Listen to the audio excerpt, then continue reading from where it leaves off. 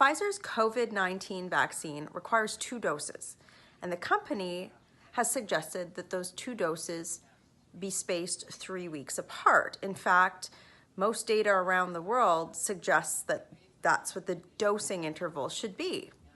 But Justin Trudeau's Liberal government has put forward a recommendation that that dosing interval should be stretched to 4 months, something that no data exists to say that that's a good thing. In fact, many Canadian medical experts have recently spoken against leaving it that long.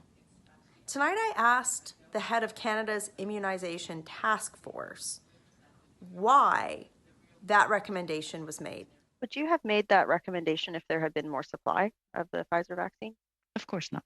But you wouldn't be making that decision had there been supply of the mRNA vaccine. If we had had enough vaccines to vaccinate all Canadians quickly, and at least those most at risk with 2 doses of vaccines, we would not have needed to extend the interval. That's for sure. That's interesting. Dr. Quashtan, why was 4 months selected in the dosing interval for Pfizer? Why not 3 or why not 5? Yeah. Why 4? Excellent question. So what the modeling had showed us is that the ideal interval would be 6 months if we wanted to have the most gain in terms of decrease in hospitalization and death for Canadians. However, when we looked at 6 months and the supplies that we were going to have, it was said to us that we would never need to go beyond 4 months because we would have enough doses to go there. So 4 months was chosen simply based on a vaccine delivery schedule. Vaccine delivery and mathematical modeling. Okay, so there was no actual scientific. This was purely based on a pure procurement schedule, like desperation in a pure procurement schedule. Well, there's a basis of science, but you're right that why 4, not 4.5 or 5, was based on procurement. Wow, that's I'm kind of shocked. Do you think that Canadians might be concerned that you're making decisions based on procurement schedules rather than solid clinical data? Well, the thing is, we looked at a 6-month interval, but didn't think that we would need to go up to 6 months.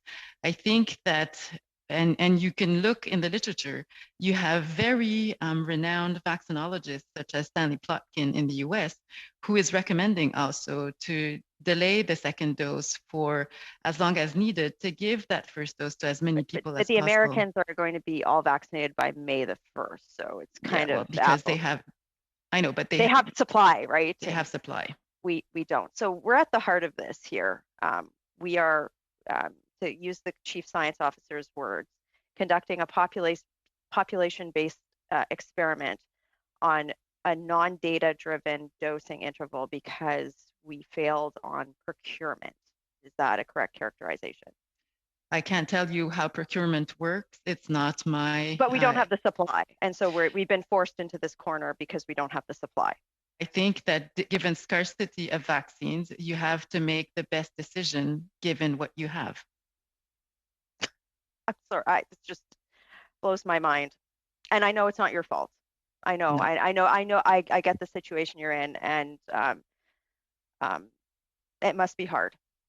I can't say it's easy. No. Yeah, no, I understand. So there you have it. One of Canada's top doctors responsible for making recommendations regarding vaccination essentially said that we've been forced into a corner as a country to make decisions about dosing intervals that no other country is doing, that there isn't data to support, that medical experts have concerns about, because Justin Trudeau failed to procure vaccines for Canadians. Tonight, President Biden in the US announced that every adult American would have access to a vaccine by May the 1st. And tonight in Canada, we heard that our medical experts had to make a recommendation that really there is no data to support because of the lack of supply from Justin Trudeau's government. That's really concerning. He needs to do better. Working hard for you in Ottawa. Have a great day.